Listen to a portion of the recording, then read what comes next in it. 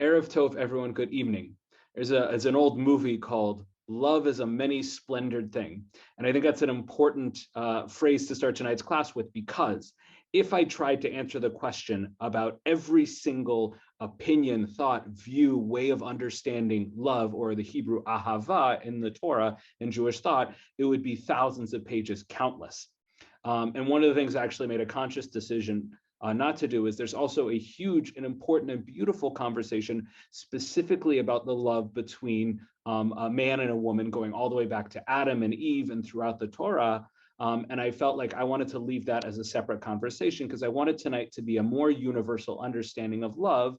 And specifically, as we'll see in a moment, the love between human beings and God, and the love between any two people, friends, and this can apply to anyone in a relationship, but I wanted to talk about a more general understanding of love. Now, as I said, there's so much written on love, and one of the beautiful things is there's some topics where I explore something in the Torah and you really got to dig deep. Maybe the word shows up one time, but the Torah actually talks a great deal about human emotions, love and hate. Well, our focus tonight is not hate. The Torah really does care about the way that we treat each other emotionally. It really does care about love. It commands it, as we'll see in certain cases. So what we're going to do is look at two commandments, and then we're going to look at how rabbis through the generations have kind of responded to and understand how do we act on this love. And you're going to see different opinions. Some of them are not inside. I'll mention them. But what I'm going to be, the underlying question that I'll be looking at tonight is there an underlying theme? Is there something that kind of girds or is a foundation for the kind of love they're talking about? And even if there's not, are there some practical takeaways that we can apply to our relationships that are based on love? And again, that can be the love of two friends, love for a parent and child. Although one of the things I noticed in my research is that the relationship between a child and a parent is not typically one of love. It's typically one of respect or honor, which are very, very important, but ahava is not the commanded relationship there, whereas in these cases, the word ahava, love, is. So without further ado, Lynn, I'm gonna unmute you and I'll have you do the first two sources because they're so short. And these mitzvot, these two that mitzvot we're about to read, are said many other times in the Torah in different contexts, used in different ways. And again, this is certainly not an exhaustive list. These are just two exemplar uses of love where it is commanded and relation. So the first one from the book of Vayikra, probably, again, one of the most famous ones, is about love between humans. Go ahead, please, Lynn. You shall not take vengeance or bear a grudge against your countrymen. Love your fellow as yourself. I am Hashem. Excellent. So as with all mitzvot, especially ones having to do with how people treat each other, as opposed to don't eat this animal. You can talk a lot about that, but only so much there. With this one, what does it mean to bear a grudge? What does it mean to want to take vengeance? And rabbis, particularly Rambam and the Gemara, have a lot to say, but our focus is on the famous three words, ve'ahavta, and you should love, le'ra'echa, your neighbor, and there's a lot of discussion, who is a neighbor, kamocha, as yourself. So we'll come back to that, and there's some simple things to get out of it, but again, what we're concerned with here is in our tradition, what does love look like?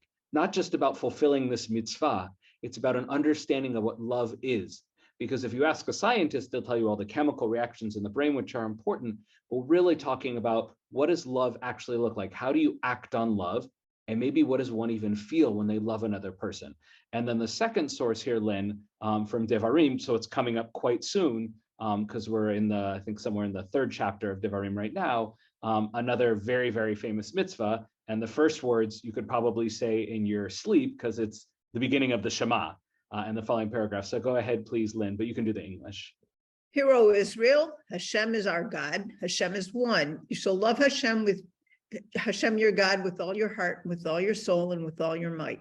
Excellent. So again, this is the rabbis actually debate about this, whether this statement means that, or later in this paragraph, it says to say it in the morning and the evening, whether the paragraph itself is giving us a command to recite the paragraph, or that's a rabbinic mitzvah saying that to express the emotion and the devotion we have to God, the best way to fulfill that is through this paragraph. Regardless, it is said by many, many Jews, not only daily, but there's also a very beautiful custom that it is said at the end of one's life. And I was watching a show the other day, and there was a character who literally met death, death embodied. And this old guy with an Eastern European accent said, "Before I go, can I say one thing?" And she said, "Of course." And he said the Shema. And I know it was just, a TV show, but it really choked me up how central this line is. But this line about the singularity of God, and then our relationship is ve'ahavta et Adonai Elohecha, love, emotionally love the Lord your God with all of your heart, with all of your spirit or your strength, with all of your body, different ways to interpret it, with all, again, of your strength or your muchness. And one of the questions that we're not exploring here is, how can God command an emotion?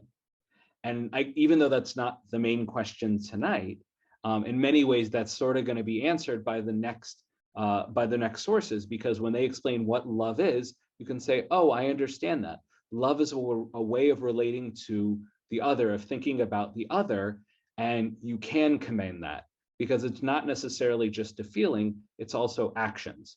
So are there any questions before we jump into the rabbinic ways of understanding this? Excellent. Yes, Deborah. You just have to unclick on your side and then you will be unmuted. Yep, go ahead, please. If someone does something really horrific, you still should not take vengeance? So there are exceptions to this, and there's a difference between there's a reason here that it uses, bearing a grudge. If somebody, let's say I lend somebody, somebody lends me their shovel and I never return it.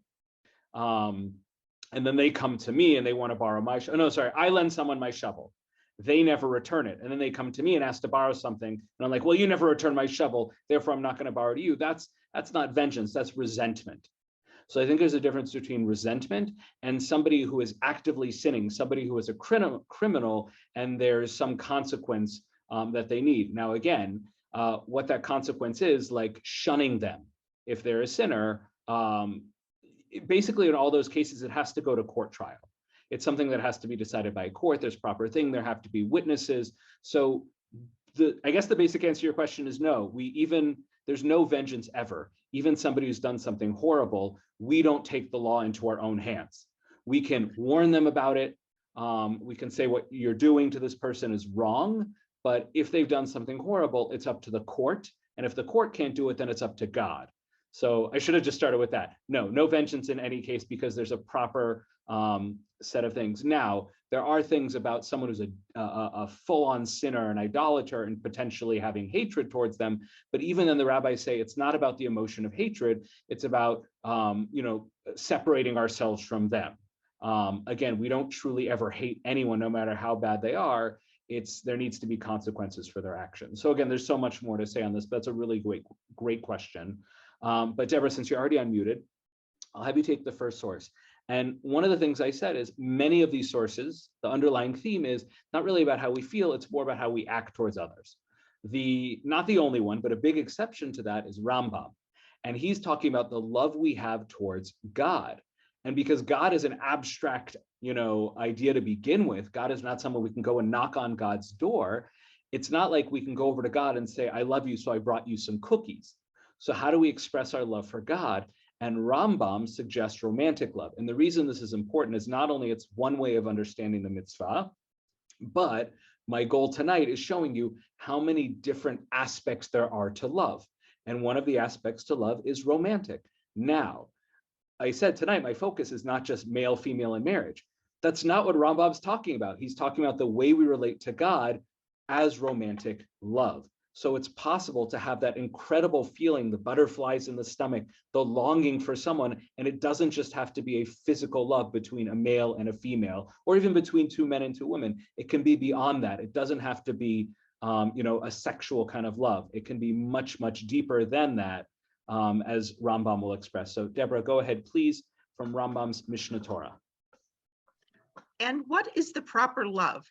He shall love the Lord with an exceeding great and very strong love, so that his soul be tied to the love of the Lord, finding himself in a constant tremor, as if he were suffering of love sickness. when his mind is free because of love for that woman, being continuously agitated about her, whether he's sitting down or whether he is standing up, even when he is eating and drinking. More than this should the love for the Lord be in the heart of those who love him, meditating therein constantly, even as he commanded us, quote, with all thy heart and with all thy soul. This is what Solomon allegorically said, quote, for I am lovesick, Songs 2.5. And the whole book, Song of Songs, is an allegory on this subject. Excellent, thank you. So Rambam is building off a long tradition of the rabbinic understanding of the book, the Song of Songs. Now, if you just read the simple understanding of the Song of Songs, it's a love poem with a lot of erotic imagery between a man and a woman. But the rabbis understand it that it's talking about the nation of Israel and God.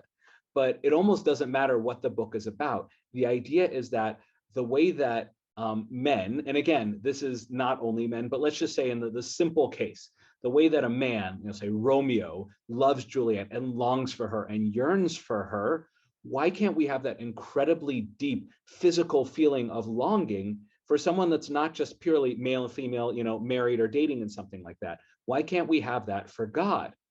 And one of the interesting things Rambam does is he makes this not physical. It's not about wanting to kiss God or anything like that or holding God's hand. It's about constantly thinking about God. God is never far from one's thoughts. Whenever, we're away, we want to be near God. We just want to be with God all the time. Now, one can apply that to a boy thinking about a girl, vice versa, etc. But we could easily apply that to my friends. I miss my friends when, and most of them are not even in this state, let alone this country, but I miss them when they're not there. And I do think about them a lot. And it is very different from the relationship I have with my wife, but it is something of a kind of love. And one of the things that, no 10-year-old boy who's really close with another boy is generally going to say, oh, I love you, man. Unfortunately, that's not something that boys are comfortable with. However, as an adult, I realize, well, it's not the relationship I have with my wife. I do love my friends. And it's not the same kind of love that a man has for a woman in a married relationship, but it is a very deep love. I miss them. I think about them. I value them. And I think Rambam's point there, built on the Song of Songs, is that incredibly deep love. And it's more than infatuation. It's somebody that you value deeply. Why can't we have that for God? Why can't you have that for others? So for him, it's not a romantic, physical kind of love, but it is a very intimate kind of love of constantly thinking about the other. So before we go on to some of the other understandings of love, any questions up until now on this first big source? Beautiful, excellent. Lynn, oh no, Lynn, you already read.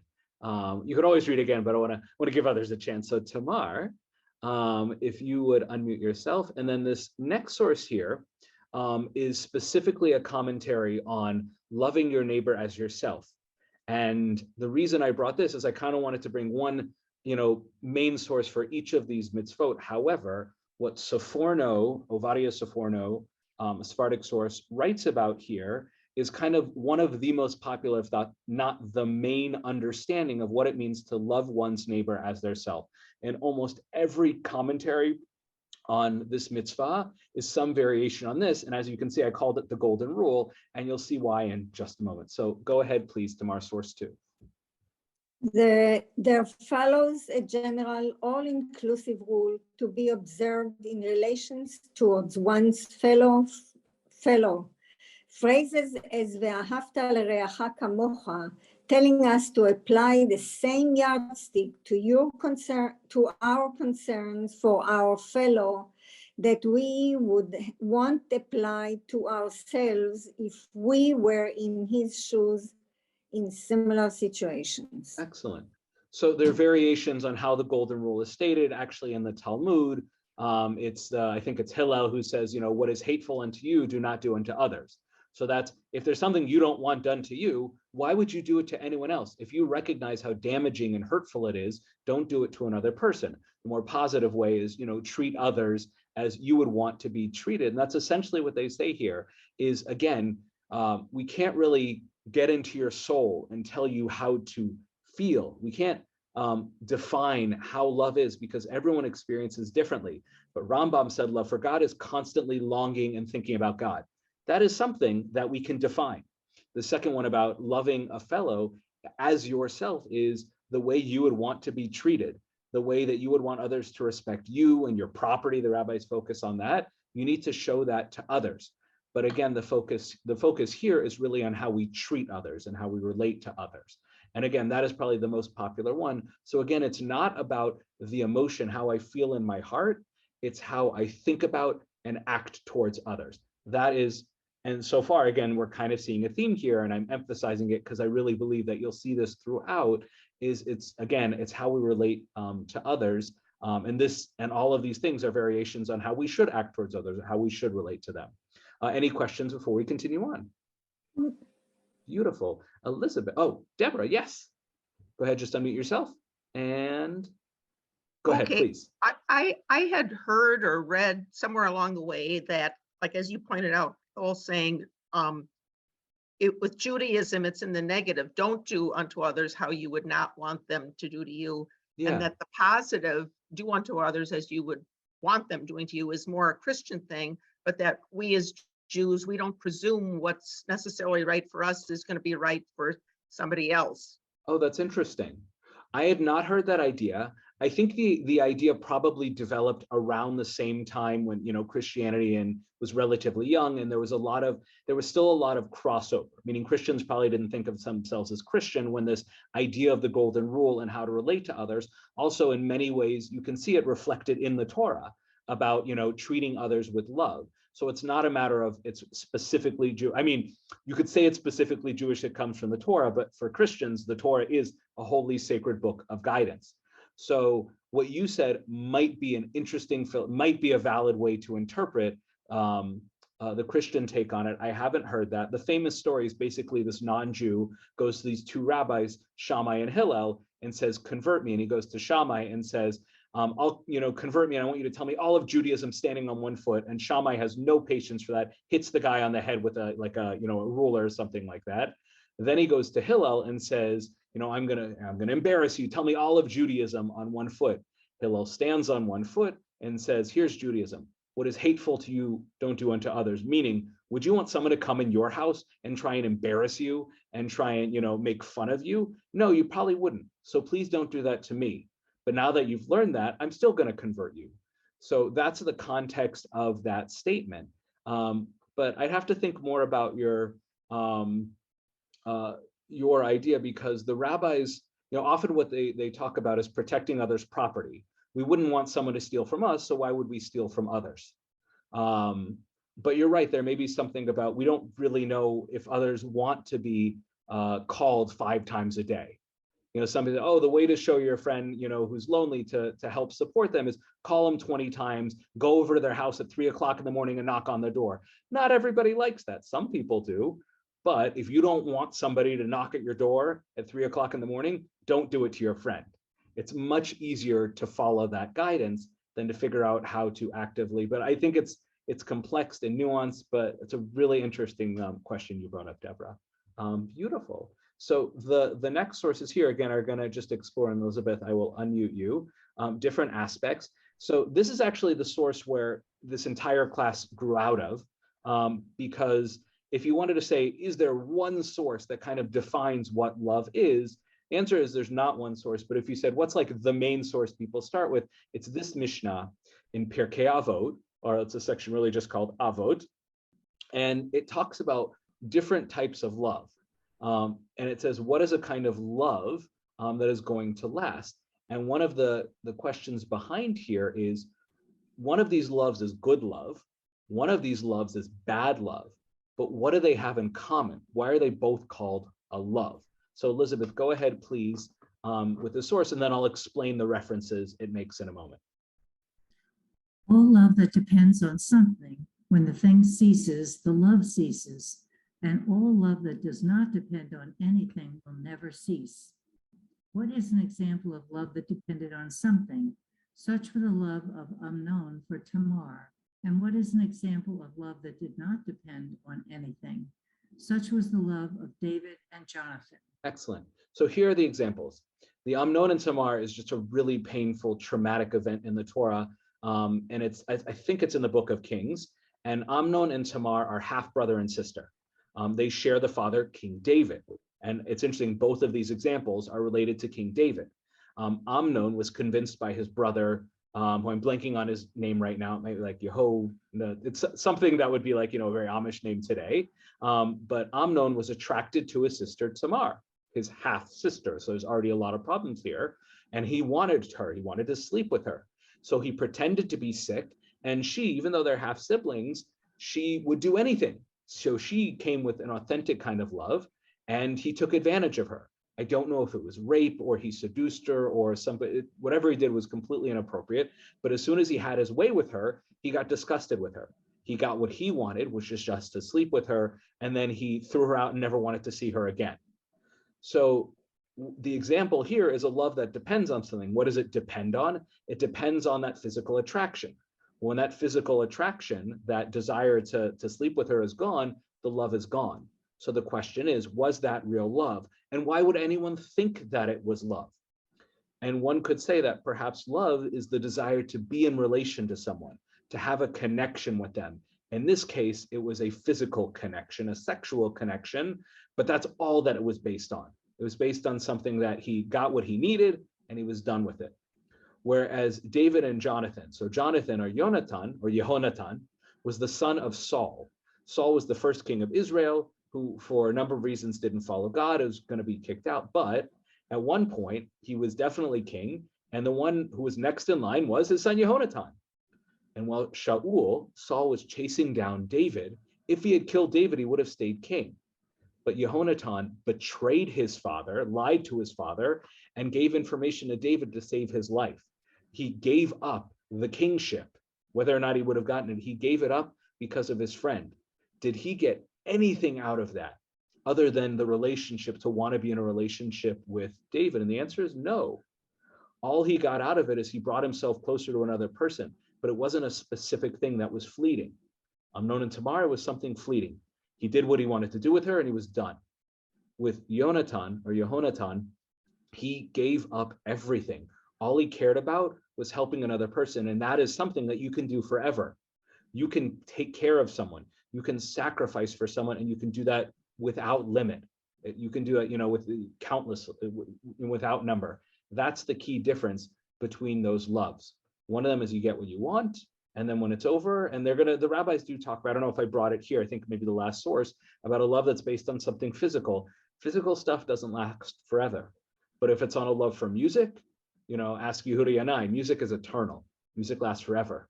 If it's wanting to raise a family together, or if it's wanting to learn Torah together, like me and my closest friends, we're actually all rabbis. It's crazy. But we connect on so many different things that there's no limit on it. Doesn't matter whether we're 80 years old, whether we're in the same state, there are things that we can connect with forever. Now, Rambam, certainly building off of this idea, and Ken, I will unmute you for this, talks about different levels of love. Because what I said is, there's this love that's purely physical, but it doesn't last. But it's still called love. So the question is, are there kinds of love that they're not the best kind of love, but we still say two people are in love? Maybe it won't last, but we still validate that those people are in love, and there's different kinds of love. There's the love that'll keep two friends together till they die. And there's the kind of love of two high schoolers or two middle schoolers that it is love. It is what we would call ahava, but it's not going to last. And Rambam validates those different kinds of loves. So go ahead, Ken, source number 4, please. And even though it's not on our Mishnah, you can see here, it is commenting on an earlier Mishnah in Pirkei Avot. There are 3 types of love. Love because of what one stands to benefit from the other, love of pleasure, and love of virtue. Love of virtue is when 2 people desire the same valuable thing, the essentially good, and each one wishes to collaborate with the other in obtaining that ideal for both of them. Excellent, thank you. So there's a few things going on here. One is that Rambam talking about, and again, even though it's not the focus tonight, if one is talking about I'll just say a married relationship or a dating relationship, I won't identify who the partners are. In that kind of relationship, it's okay for it to start with physical attraction. It's okay with it to start with people start dating because they get something out of each other, it's fun, etc., like that. However, for it to last, there needs to be more. But if there's a relationship that's purely physical, it's okay to call it ahava. It's just not going to last, and it's going to be very superficial. And it's important to know that, because when we see kids dating, oh, they don't know what love is. They do know what love is, but maybe not the deepest love. But then you look at a parent and a child, or two friends that have been in relationship for 40, 50, 60, 70 plus years. We say they know a much, much deeper love. But we should never diminish or reject anybody's love, because it's love for them. And again, if it's of deep love, it will last and it'll grow. And if it's superficial love, it will disappear at some point. And there are plenty of relationships that start with the superficial love and they fritter away. And that doesn't make it bad. The question of, are they abusing each other, being mean, that has nothing to do with the love. Loves that aren't meant to last, it's not the end of the world. That's okay. There are many kinds of love, but a deep love, a love meant to last. And again, this is universal. This is a kind of love that doesn't care about man, woman, child, doesn't matter where you are, is a love between two beings where they care about something greater than themselves and they want to make each other better. Even going back to Adam and Eve, one of the things is Eve was identified as, in the Hebrew, an ezer kenegdo, a helper against him. And the rabbinic understanding is, what does it mean that she's against him, opposing him? Is one understanding is that she challenges him. She challenges him to be better.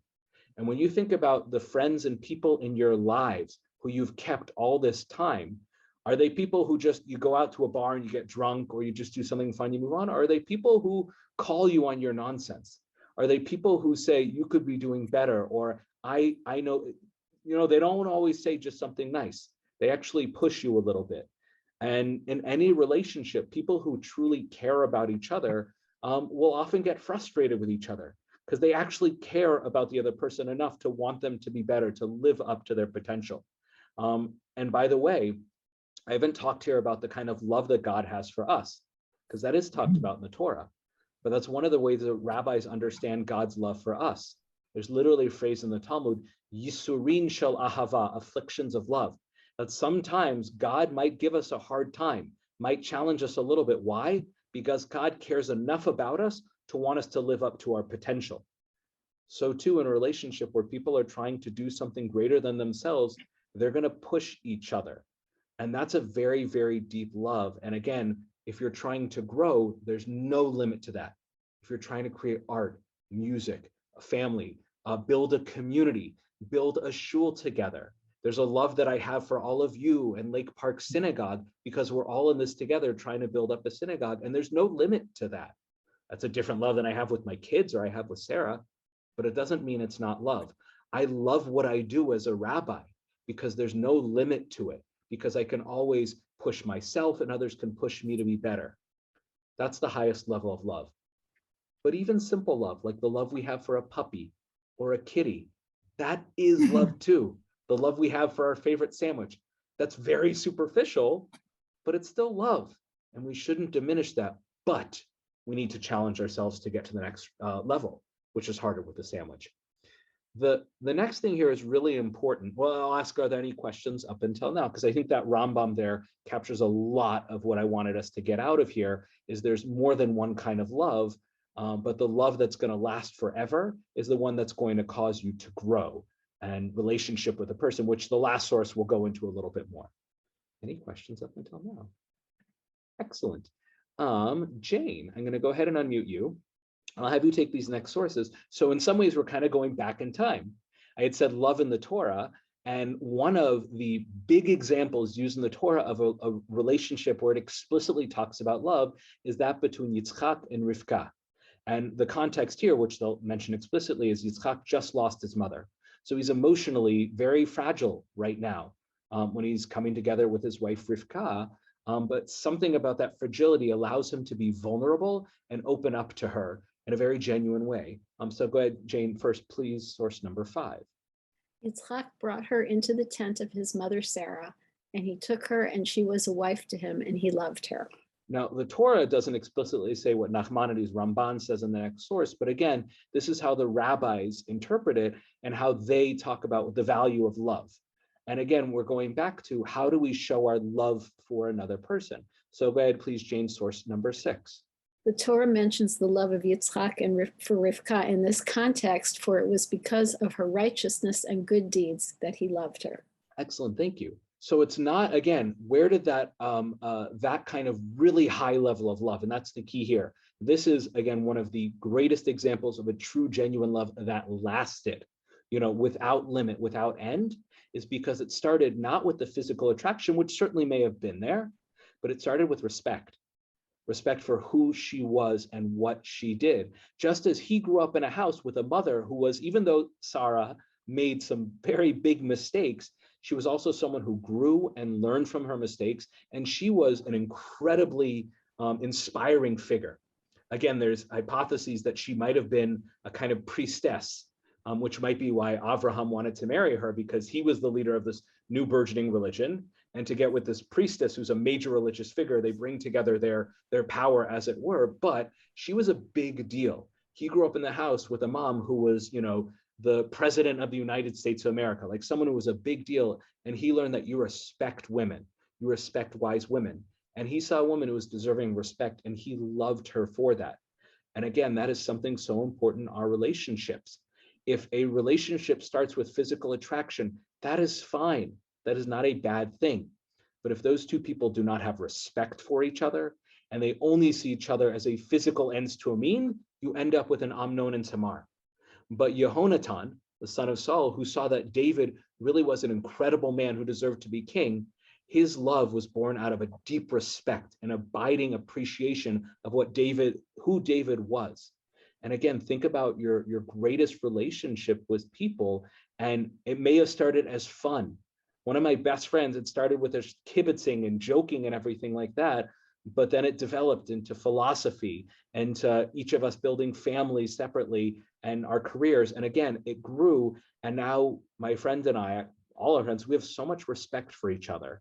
So that love we have for each other may not be that romantic love that Rambam talked with, that I share with my wife, but it is a very high level of love, because I see them as somebody worth caring about, somebody worth devoting and sacrificing to. And I guess you could say I do get something out of it, which is a valued friendship, but it's something, again, it's the gift that keeps on giving, which again will be our last source. So before we go on to the last source, which I think in many ways kind of brings all of this home again into practically, so in a relationship with someone that I respect and I love, how do I show that? Before we do that, and Susan, welcome. We're actually going on our last source, but I think in many ways, it really captures a lot of what we've been talking about, and then we'll have questions at the end. But any questions? Yeah, I have a question. Yeah, Jane, please. So it seems to me, though, that the later sources, when they talk about relationships between men and women, since that's the context of our, of married relationships that we know in the Talmud and the later rabbis, it's really all more ritualistic than about relationships. It's, like, how often you sleep together, and when you go to the mikveh, and what modesty is, and all that stuff that has nothing to do with love. And it's so interesting you say that, because recently I was reviewing some of the laws that have to do with marital intimacy, is the phrase, but a husband and wife sleeping together. And it talked about, within that married relationship, what is permitted for them to do. So I won't go into details here, but essentially said whatever they want to do, but then the explicit sources say, as long as they both want it, as long as they are both comfortable with it and it enhances their relationship. So while there are certain things about modesty and about obligations, ultimately the rabbis all end with, here are kind of like the building blocks, the ritual building blocks between a man and a woman, which is a lot of the conversation around love, but they always come to, and this is done out of respect for her. This is done if it enhances their love. And if the other person doesn't want it, whether it be a physical thing or something else, they can protest. And it gives the woman a lot of power, actually, in a lot of these relationships. But the ritual stuff is kind of setting a baseline, but ultimately it's built on building a strong relationship of trust and respect and love. But the reason that what you're saying has a lot of strength, why it's a valid question, is that it's very hard to, the rabbis, it's very important for them when they write Jewish law that they can say, when you shake the lulav, shake it this many times. You can't just say shake the lulav. People need to know how many times, which direction. So when they say love your spouse, what does that mean, love my spouse? What do I do? Well, here are all the things. Now, modesty isn't so related to there. It's more about, them sleeping together. But again, the rabbis do Marriage that is a lot because, of property rules. and that has a lot to do with, there's two sides to that. One is the understanding of just marriage in general. And it's also about protecting the wife. And again, it's an understanding of, it's built on a system where the husband basically, I don't want to say own the woman. There's certainly echoes of that in classical society, but it's more that the husband was responsible for everyone and everything in his camp, particularly his wife and his children. So it wasn't so much that they were property, it's that he became obligated to them. And it's similar to the way that one takes responsibility for their property. Now, again, the reason that's icky thinking is because, oh, women are property. And again, that's not necessarily the context of our class, but I very much hear what you're saying, Jane. And I think actually the later rabbis, they don't reject that, but they build on that. And they actually go back and say, the underlying point of all of this is to build a loving, lasting relationship. And if you go back to some of the stories in the Talmud, then you get the stories of Rabbi Akiva, who at 40 decided to become a rabbi, and he kept going off to study, and his wife cared more about him becoming a great teacher and having students than about him being home and taking care of her. Now, you can question that, was that a good thing for the relationship? But it's an example of she cared about something far more than herself. And he did come home, and he came home with a lot of wealth, and they, had a great life together. But in that relationship, it's not about ritual. It's not about fulfilling obligations. It's about them both working towards a goal greater than themselves and sacrificing for the other. She said, it's okay if you stay away because I know it's so much more important than us. And he said, I want to be away with you, but is it okay if I'm away because I'm being really successful and this is going to change the Jewish world? So what you're saying, Jane, is very important. And there are definitely things in there that are just icky and we have to deal with them based on classical sources. But I think specifically Dafka, the rabbis actually build on that and say, really, the reason these are all in place is to build a relationship of mutual respect and forcing us to care about and think about the other. So it's not about they have to sleep together this many times. It's making sure that that conversation even happens. It's very easy to take someone for granted and to treat them like property and say, oh, we're married, but I have no obligations toward you. The rabbi is saying, no, you have to think about the other. We're going to say at least do this much, but really it's not about hitting a minimum. It's about talking to the other person and saying, what do you want and what do you need? And particularly in even later sources, the last one, which is 20th century, Rav Eliyahu Dessler, in these letters that he wrote to his son when he was actually apart from his son during the Holocaust, and he didn't know if he would ever see his son again. He wrote him all these letters, which I believe he was able to give to him. He talks about that kind of, the relationship is not about fulfilling an obligation, it's about a constant give and take. But before we do that, Susan, yeah, go ahead, you have your hand up? Digital Yeah, hand. I'm sorry. I'm sorry I was late. No, was go tied ahead, up with please. something, but maybe you already covered this, so that's why I'm apologizing, but No, not do at the all. text say anything about a woman's obligations to her husband? So there's actually another class I gave in the past it's half of these sources and the other half are specifically about marriage and responsibility. And yes, it does talk about a man obligation towards a woman and woman toward man. Now I said that's not my main thing tonight because I want to talk about things that are more universal.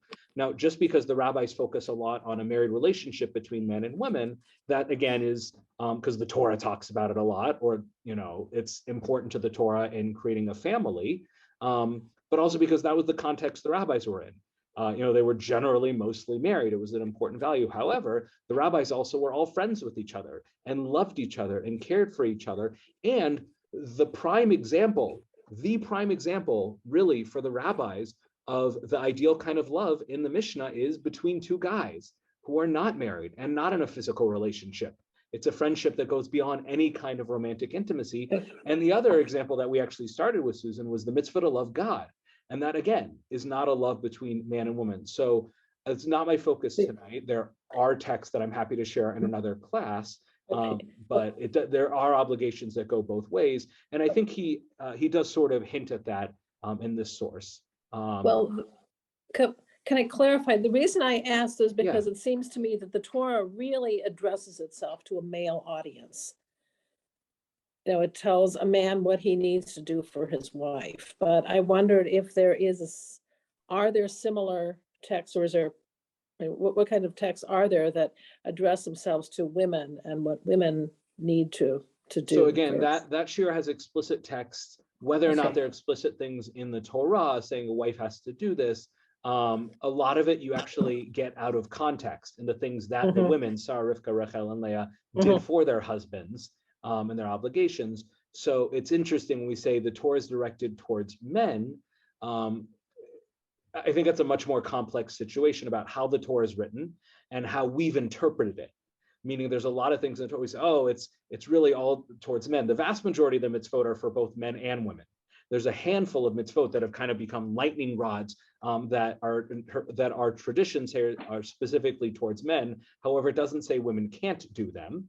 And then, of course, there are mitzvot that can only be done in the typical case by a man or a woman, like a brit for a man or the laws of nidah for a woman.